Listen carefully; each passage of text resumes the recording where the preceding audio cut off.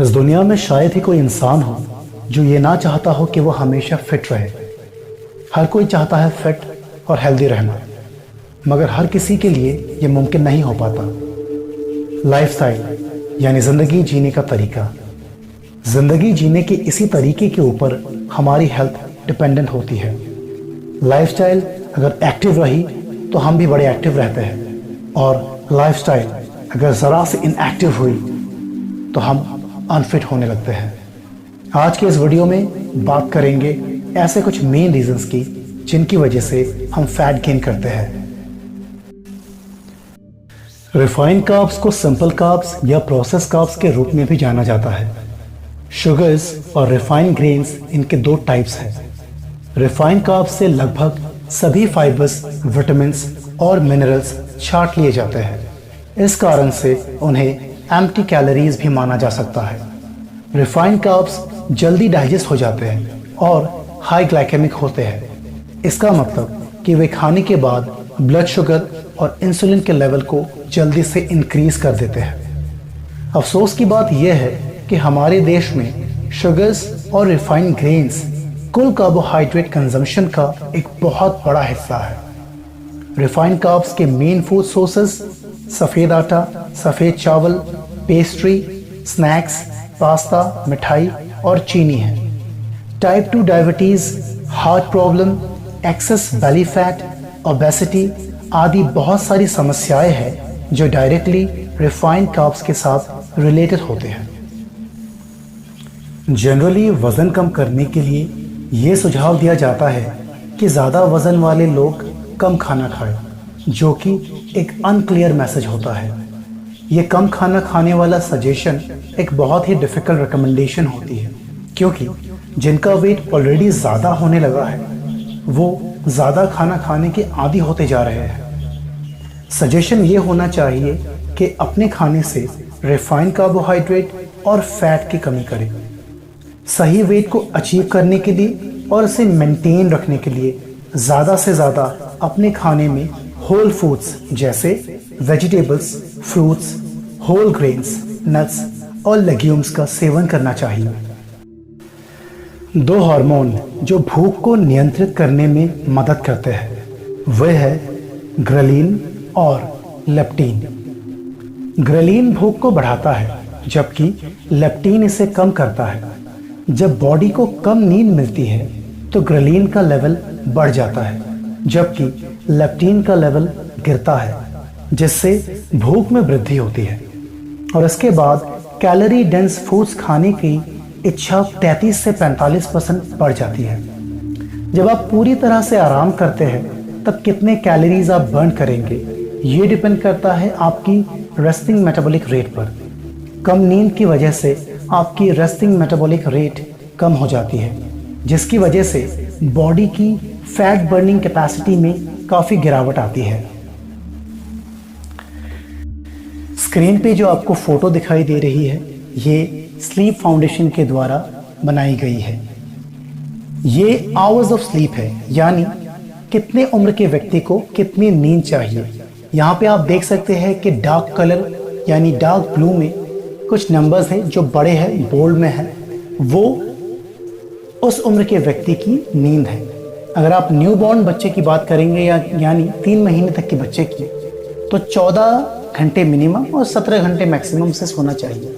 ऊपर जो 18 और 19 दिखाई दे रहे हैं यानी बच्चा वहाँ तक भी नॉर्मली सो सकता है। कम से कम उसे 11 घंटे से 13 घंटे की नींद ज़रूरी है। छोटे बच्चों के केस में कोई प्रॉब्लम नहीं होती है, बच्चे सो जाते हैं। प्रॉब्लम अगर थोड़ा दूर आएंगे और हम यहाँ पे टीन और यंग एडल्ट में देखेंगे या एडल्ट में देखेंगे, जहाँ कम से कम 8 से 10 घंटे टीन के लिए, यंग एडल्ट के लिए 7 से 9 घंटे और एडल्ट के लिए 7 से 9 घंटे की नींद ज़रूरी है, वो पूरी नहीं हो पाती है। टेक्नोलॉजिकल एडवांसमेंट्स, मोबाइल फ़ोन, इन सारी चीज़ों ने हमारी नींद को कम कर दिया है।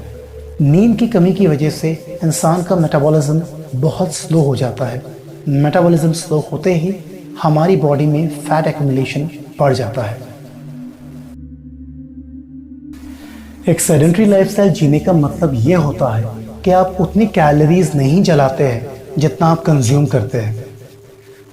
कई लोग जो सेडेंटरी लाइफस्टाइल में जीते हैं वो ना केवल कम कैलोरी जलाते हैं बल्कि खुद को बहुत बार बोरियत से बाहर निकालने के लिए बहुत ज़्यादा बार स्नैक्स या ज़्यादा कैलोरी वाले फूड आइटम्स खा लेते हैं। एज अ रिजल्ट वज़न जल्दी से बढ़ने लगता है। सेडेंटरी लाइफस्टाइल जीने वाला व्यक्ति अपने फैट को कम करने के लिए बहुत ज़्यादा स्ट्रगल करता है। मसल स्ट्रेंथ और एंड्योरेंस इन दोनों चीज़ों को बनाए रखने के लिए एक्टिव लाइफस्टाइल बहुत ज़्यादा ज़रूरी होती है।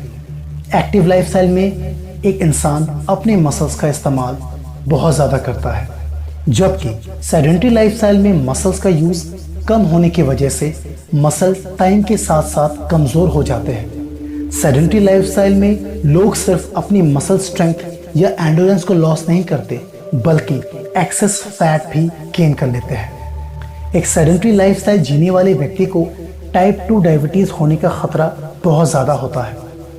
टाइप 2 डायबिटीज़ होते ही शरीर में kidney damage, nerve damage, vision problem, ऐसी बहुत सारी खतरनाक प्रॉब्लम्स होने के चांसेस बढ़ जाते हैं।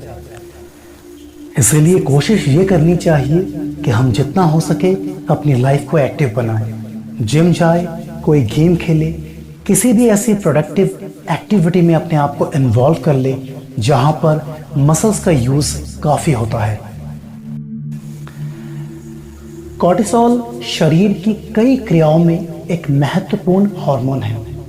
आमतौर पर कॉर्टिसोल को एड्रिनल ग्लैंड द्वारा एक पैटर्न में सेक्रेट किया जाता है जिसे डायर्नल वेरिएशन कहा जाता है, जिसका अर्थ है कि ब्लड स्ट्रीम में कॉर्टिसोल का लेवल दिन के अलग अलग टाइम पर अलग अलग होता है।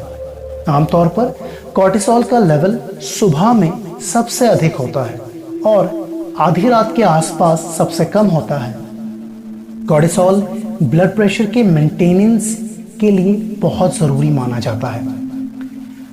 कॉर्टिसोल को स्ट्रेस हार्मोन भी कहा गया है क्योंकि एक्सेस कॉर्टिसोल को फिजिकल और साइकोलॉजिकल स्ट्रेस के वक्त ज़्यादा सेक्रेट होते हुए देखा गया है।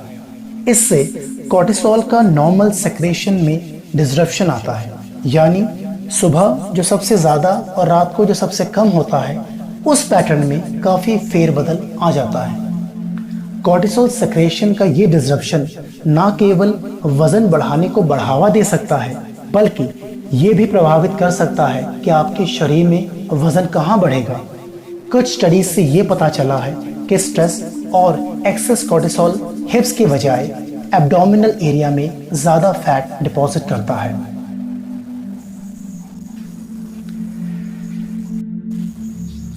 तो जैसा कि आपने देखा कि बहुत सारे रीजंस हैं जिनकी वजह से हमारा वजन बढ़ता है, लेकिन रिफाइंड कार्ब्स, कम नींद, सेडेंटरी लाइफस्टाइल और स्ट्रेस ये 4 ऐसे मुख्य कारण हैं जिनकी वजह से हमारा फैट ज़्यादा जल्दी बढ़ता है। टाइप 2 डायबिटीज़ और हार्ट प्रॉब्लम के चांसेस बढ़ जाते हैं। तो इसीलिए आप सभी से अनुरोध है कि रिफाइंड कार्ब्स कम खाएं, अपनी नींद पूरी करें, सेडेंटरी की जगह एक एक्टिव लाइफस्टाइल को अपनाएं और कम से कम चिंता करें। अगर आपको ये वीडियो अच्छा लगा तो लाइक करें।